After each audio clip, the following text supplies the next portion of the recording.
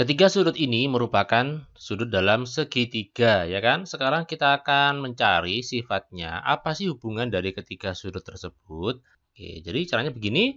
Nah, ini ya. Kita pindah, kita geser aja. Oke, sekarang Bismillahirrahmanirrahim. Assalamualaikum warahmatullahi wabarakatuh. Ya, sobat semuanya, berjumpa kembali bersama Mat Rozi. Nah, pada kesempatan kali ini kita akan membahas tentang materi segitiga. Segitiga ini merupakan bagian dari bab segi 4 dan segitiga yang diajarkan di SMP kelas 7. Meskipun demikian, di SD juga diajarkan ya. Nah, karena ada beberapa materi, maka ini akan kita pecah menjadi beberapa bagian juga. Ini part 1 atau bagian pertama ini akan membahas tentang apa saja nanti kita akan diskusikan. Nah, tapi sebelumnya di sini apa saja sih benda-benda yang ada di sekitar kita yang bentuknya segitiga? Tentu banyak sekali kan ya? Seperti apa? Oke, simak berikut ini.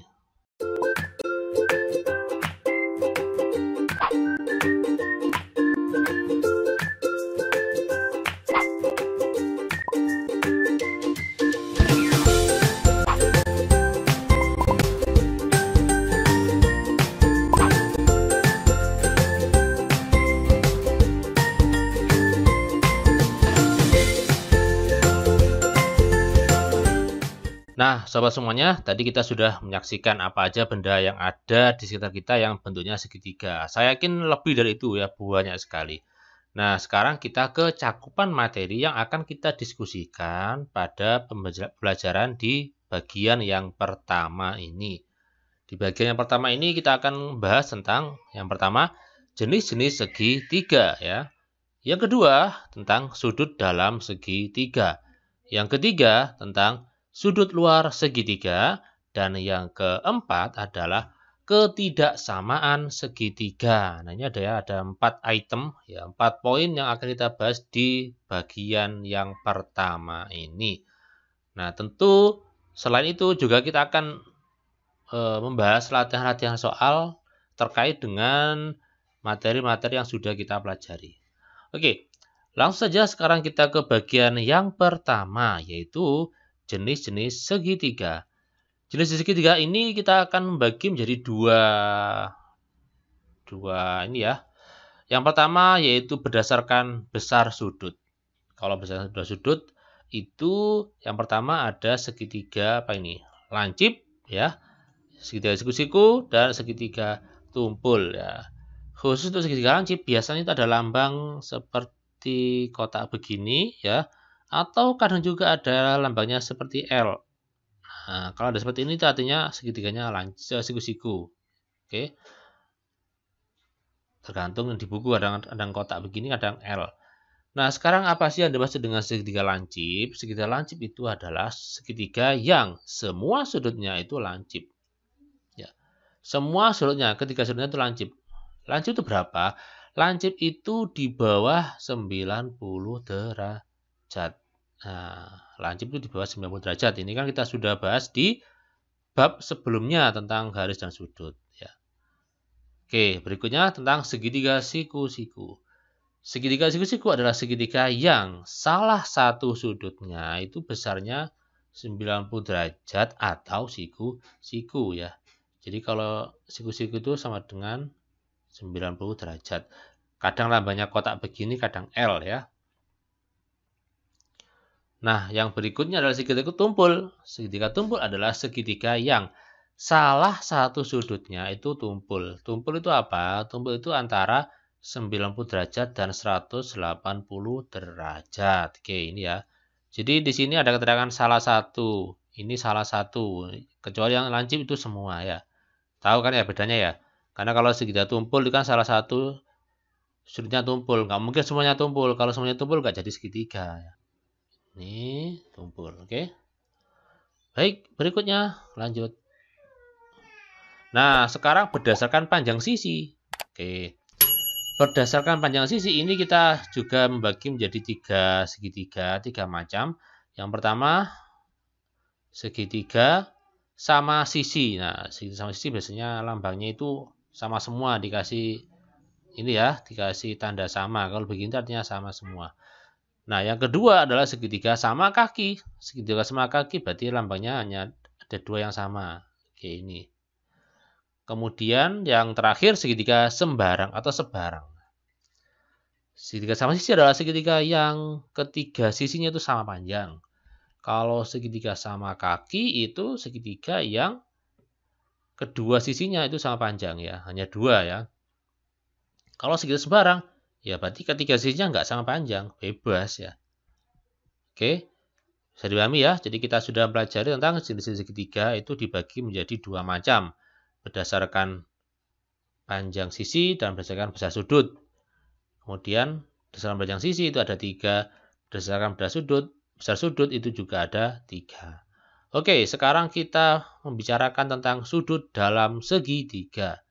Apa itu sudut dalam segitiga? Oke, sekarang simak berikut ini. Jadi kalau kita punya suatu segitiga, maka yang di dalam ini kan pasti ada sudutnya.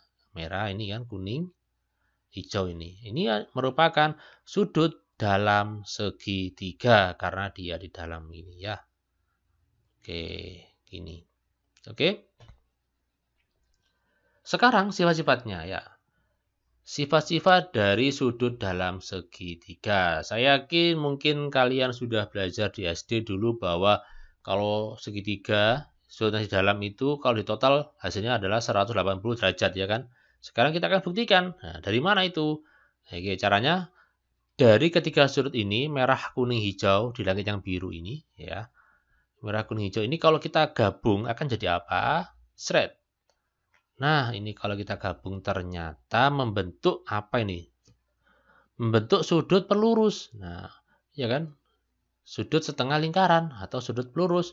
Nah, sudut setengah lingkaran, kalau kalian pernah lihat busur itu, totalnya adalah 180 derajat, ya kan? Sehingga kita bisa membuktikan atau kita bisa menuliskan suatu kesimpulan bahwa jumlah sudut dalam segitiga adalah 180 derajat. Oke, jadi kita sudah tahu ya cara membuktikannya seperti itu. Bisa kalian menggambar segitiga dan kalian gunting-gunting sudutnya, itu juga bisa. Oke, baik kita lanjutkan di berikutnya. Sekarang yang C ya, sudut luar segitiga. Ada sudut dalam, ada juga sudut luar segitiga. Sudut luar segitiga itu berarti sudutnya di luar. Contohnya, ini kalau saya tarik garis, maka yang kuning ini disebut dengan sudut luar segitiga.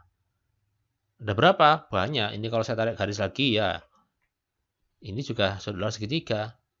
Misalkan yang di atas juga gitu. Ini kalau kita tarik ke sini, ini sudut luar segitiga. Terus kemudian kalau ini kita tarik gini, seret. Nah, ini juga sudut luar segitiga ya. Banyak lah ya. Oke, sekarang kita sudah belajar tentang mana sudut luar segitiga. Sekarang kita akan belajar sifat dari sudut luar segitiga. Oke. Hubungan sudut luar dan sudut dalam segitiga. Sudut dalam segitiga adalah sudut yang di dalam segitiga ya. Misalkan ini kita punya dua sudut dalam ya, saya ambil dua aja, biru sama yang merah. Nah, ini kira-kira apa hubungannya ya antara kuning dengan biru dan merah? Oke, sekarang silakan diperhatikan. Ini kalau saya pindahkan biru dan merah, shred.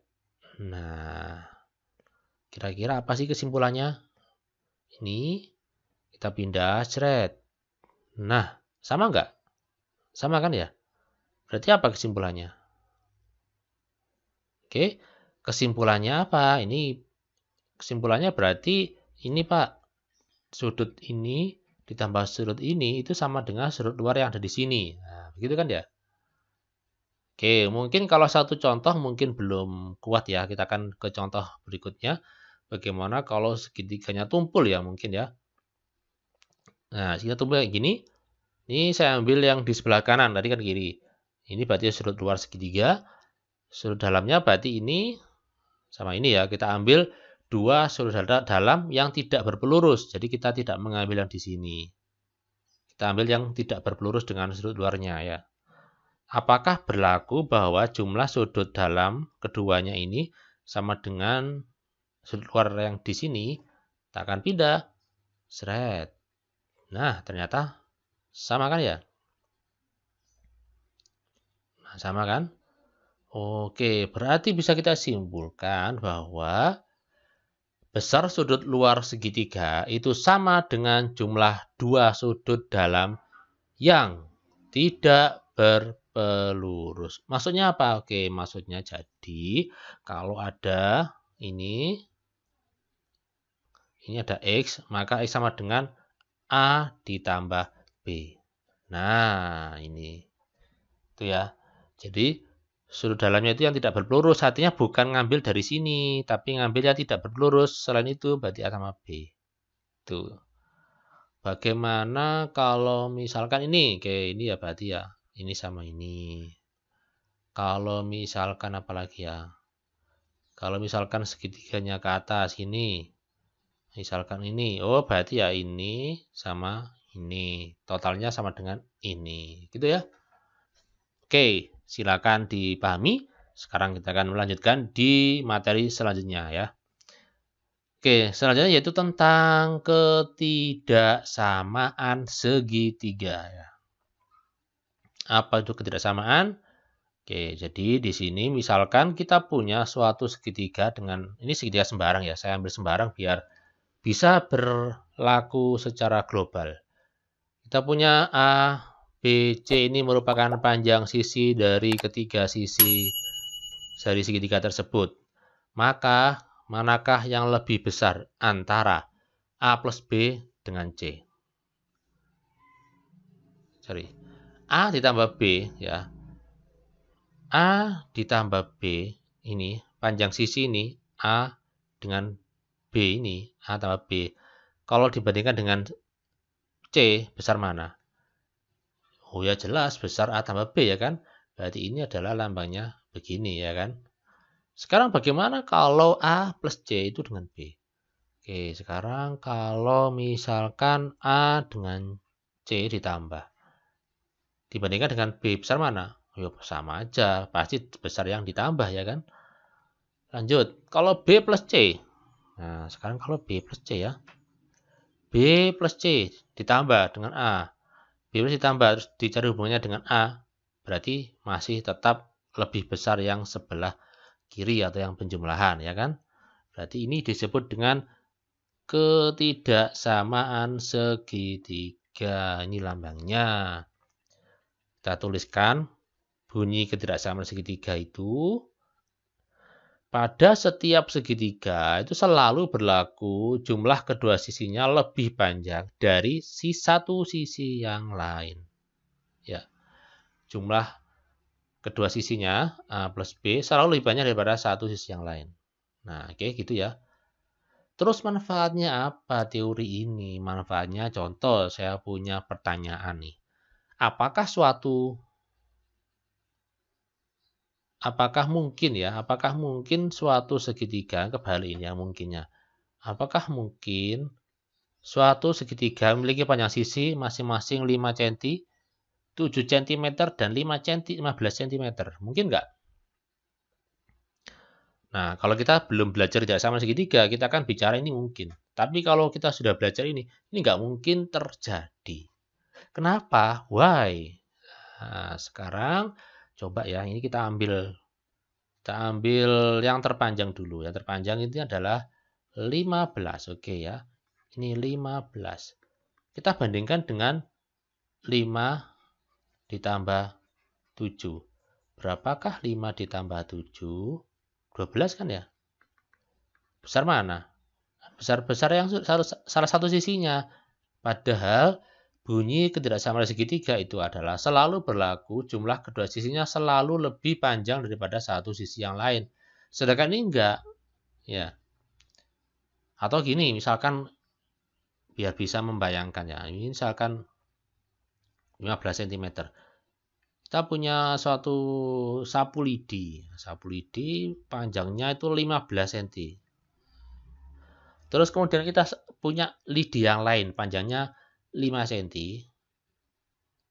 ini 5 cm. Punya sisi yang lain yaitu ini 7 cm. Nah, kalau 5 sama 7 ini kita gabung, maka kalau kita pertemukan ujung-ujungnya ini, maka tidak akan bisa membentuk suatu segitiga, ya. Karena 5 tambah 7 kan 12, jadi kalau kita pertemukan, jadinya hanya sampai sini aja loh, 12 cm. Nggak jadi segitiga, nggak mungkin, ya. Itu logikanya seperti itu. Jadi, jumlah kedua sisinya harus lebih besar. Oke, mungkin masih belum paham, nggak apa-apa, ini kita akan ke latihan ya. Latihan agar lebih paham. Selidikilah apakah panjang sisi-sisi berikut dapat dibuat sebuah segitiga. Caranya begini. Kita ambil yang paling besar, yang paling panjang, yaitu 8. Nah, kemudian sisi yang lain kita jumlahkan. Ya. Ini saya pakai merah ya, biar lebih kelihatan. 3 ditambah 6 berapa? 3 ditambah 6, apakah lebih besar dengan 8? Tidak. Ternyata yang lebih besar adalah, oh enggak ya, betul ya. 3 tambah 6, 9. Oke, saya tulis di mana di sini ya. 9 lebih besar daripada 8. Berarti ini bisa dibuat segitiga. Lanjut. Yang B. Kita ambil yang panjang dulu. 11. Ini 4 ditambah 7. Oke. Berapa 4 tambah 7? 11. Loh, 11 sama 11? Ya sama. Berarti ini tidak bisa dibuat segitiga. Kenapa? Karena pas. Kalau ini ada sapu lidi 11 cm. Kemudian sisi yang lain itu 4 tambah 7. Ya pas jadinya. Kalau di ini kan dipertemukan jadinya nggak jadi segitiga. Jadinya lurus, nempel. Kayak gitu ya. Jadi contoh ini 5 tambah 8. Berapa? 5 tambah 8 itu 13, ini 14. Oke, berarti ini bisa gitu ya. Yang D. Oke, ini sisi yang panjang kan 12. 10 tambah 10, 20. 20 dan 12 besar 20. Oke, betul. Itu ya. 6 tambah 9, 15. 15 dengan 16. Oh, nggak bisa ini. Ini F. 3 desimeter per desimeter setengah meter. Oke, ini harus dijadikan desimeter dulu ya. Meter ke desimeter berapa? 10 kan? Berarti ini 5 desimeter. Nah, ini bisa kan ya? Karena 3 ditambah 4 itu kan 7. Nah, ini bisa. Oke, itu. Kemudian kita lanjutkan lagi di nomor 2.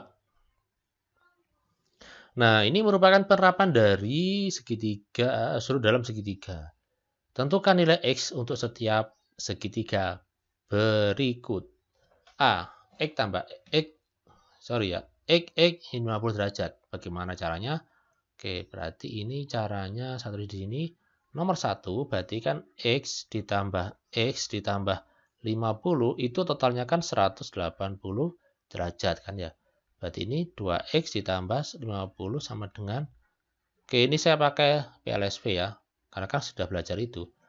Ini 180 dikurangi 50 jadinya berapa? Oke, 130. X-nya sama dengan 130 bagi 2, yaitu 65 derajat. Nomor 2. Oke, nomor 2.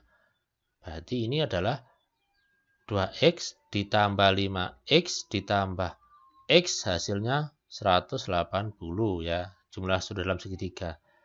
2 tambah 5, 7. Ini kan 1 kalau nggak ada apa-apanya. Berarti berapa ini? 8X.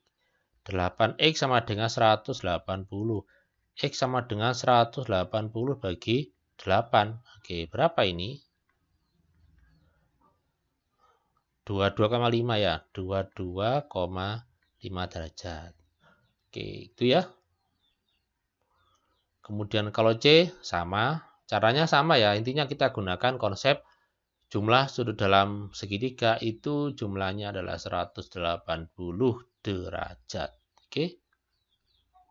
Ini ya konsepnya ya. Silakan bisa dicoba yang C dan D. Ya. Kalau misalnya ketemu koma atau pecahan nggak masalah. Lanjut nomor 3. Perhatikan gambar di bawah ini, tentukan nilai W, X, Y, dan Z derajat. Oke, berarti ini menggunakan sudut luar dan sudut dalam segitiga nih ya. Oke, berarti yang pertama yang paling mudah kelihatan yaitu sudut Y ya. Y adalah sudut luar segitiga. Ini mencari Y, berarti kan kita tinggal jumlahkan aja. Kita gunakan sifat sudut dalam segitiga. Sudut luar segitiga. Y sama dengan 85 ditambah 35. Oke, begitu. Berapa ini? 120 ya. 120 derajat. Ya, ini Y-nya ketemu. Oke. Oh, ini Y derajat sama dengan oke. Berarti saya nggak pakai satuan ya. Karena di sini sudah ada satuannya Y derajat. Berarti ini Y-nya Y gini aja. Y sama dengan ini. Y sama dengan 120. Kalau Y derajat berarti 120 derajat. Oke. Kalau mencari X ini kan 120. Ini 120. Berarti yang di sini berapa? Ya berarti 180 kita kurangi dengan 120. Berapa? X-nya berarti 60 derajat kan ya? X sama dengan 60.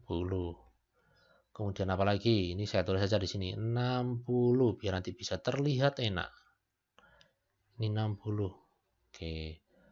Sekarang kalau ingin mencari W. Untuk mencari W maka kita tinggal menjumlahkan dua sudut dalam segitiga yang tidak berpelurus dengannya. Yaitu apa saja? Yaitu 35 dan 60. 35 dan 60. Berarti berapa ini? 95 ya. W-nya 95. X, Y, W. Kurang apa ini? Z. Oke, Z. Z ini cara mencarinya adalah kita cari penjumlahan dua sudut dalam yang tidak berpelurus dengan Z. Berarti 60 dengan 85. 60 ditambah 85 ya.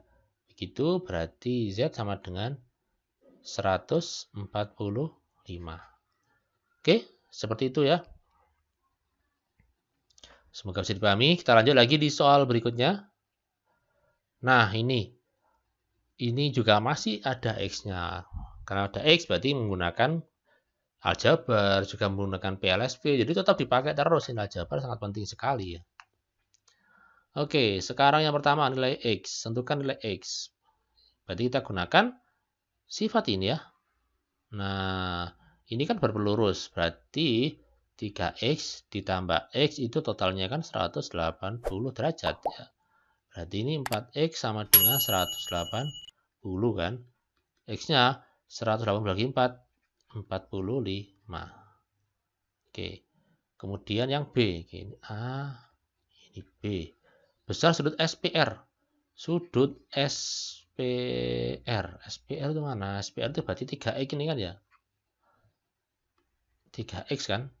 Berarti ini 3 kali. X-nya berapa? 45. Ya 3 kali 45. Oke. Berapa? 135. Selesai. C. PRQ. Nah, PRQ ya. Mana PRQ ini?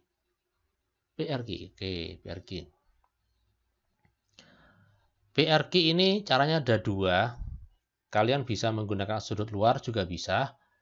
Bisa juga menggunakan sudut dalam segitiga juga bisa. Oke, sekarang kita coba pakai sudut luar segitiga karena kita sudah belajar itu ya. Caranya bagaimana? Jadi sudut SPR itu kan hasil penjumlahan dari 80 derajat ini ditambah dengan sudut PRQ kan ya. Ditambah dengan sudut PRQ. Nah, SPR-nya berapa? 135. Nah, ini sudut PRQ.